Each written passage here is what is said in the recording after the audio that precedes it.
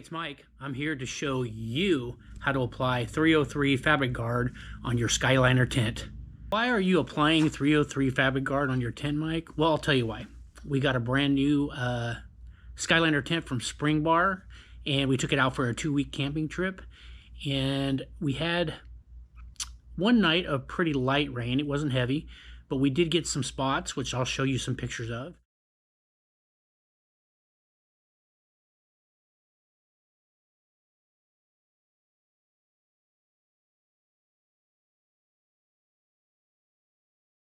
And some of those did start to leak a little bit.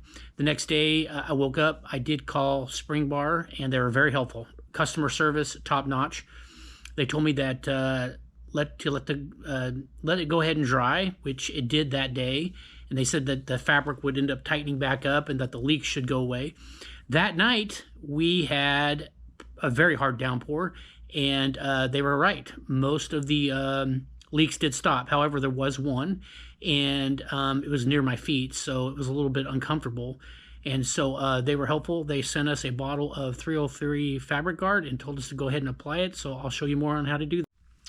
And I'll add this as well before we get started. Is we'll cover 3 kind of main topics. 1, prepping the tent for the application of the 303 Fabric Guard, and then we will apply the 303 Fabric Guard, and then we will conduct a water test.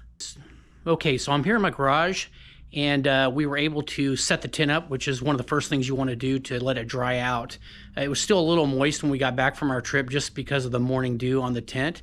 And what I found was in our garage, I put a couple nails up in the ceiling, as you can see up there, and I basically just hung the tent from the spring poles. I did put the poles on the ends, as you can see here, but you don't really need to put anything else on there. I just sort of spread out the bottom and it's set real nicely. And if you are interested, this is what we got. It's basically these gear ties from Night Eyes, and super helpful. They twist, you can see here, twist on there, and I did that on all 4 corners, and the tent is up and it has dried and it's ready to go. Okay, so once the tent was dry, we went ahead and lowered it, and you'll see it in the video here. We ended up using a shop vac. We used it on low. And the other thing too is you want to make sure that you get a very soft brush for that. And so we just lightly went over it to pull any, like, leaves and material that were still on the tent, but you just want to be really careful. Don't get too aggressive with it. You don't want to mess up the fibers of the canvas tent. And just be gentle.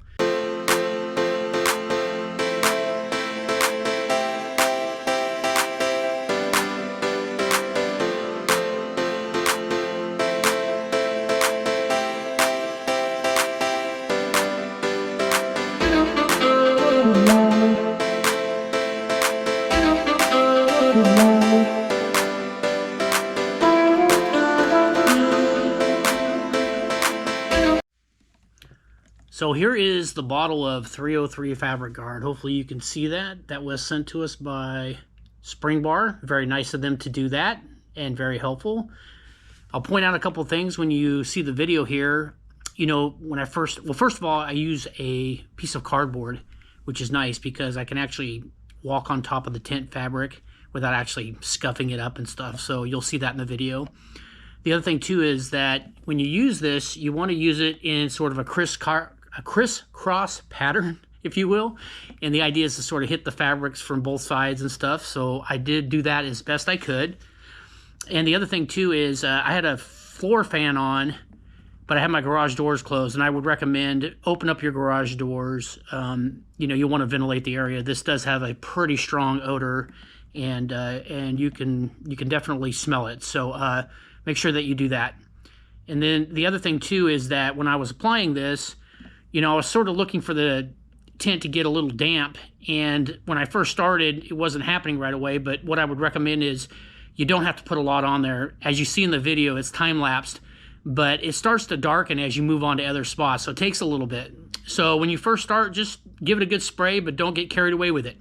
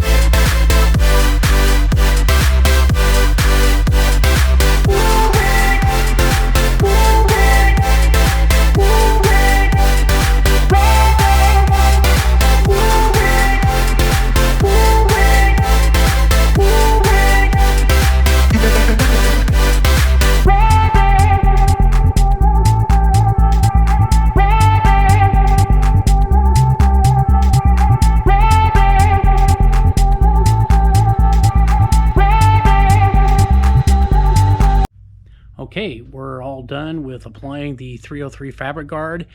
Also, they recommend that you let it dry for 24 hours.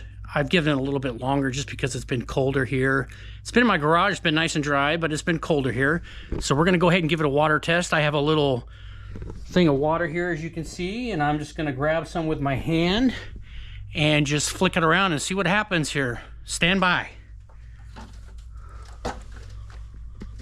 Okay. So I could tell right away that it's working pretty good. See all these little beads? That's what you want to see. You don't want to see it soaking in. Matter of fact, I'll give it a little bit more of a test.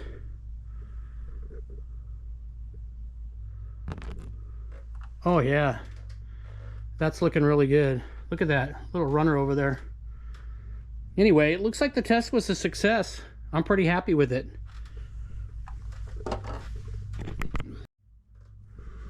Okay, so now we'll go ahead and give the awning a little bit of a test.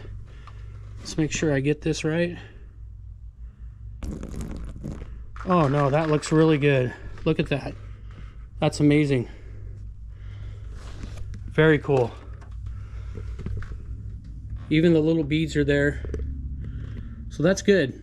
Looks very, very good. Okay, I would call the application of the 303 fabric guard a success. I will let you know more. We're going to go camping here in about a week, so we'll be out there for 2 weeks, and it looks like we're going to have a lot of rain, so I'm pretty excited about that. The other thing too is that I'm not a professional. I just buy it, get this stuff, I put it up, and I use it, and even as inadequate as I may be on some of this stuff, it works. So don't be afraid to give it a shot. The other thing too is I'm not paid by any of these companies. Just want to let you know that. I just like to camp, and I like cool gear, and I like things that fix things too. And so I'll leave links to the different products that I used here today. And if you like this video, please subscribe and hit the like button, man, and even give me a comment too.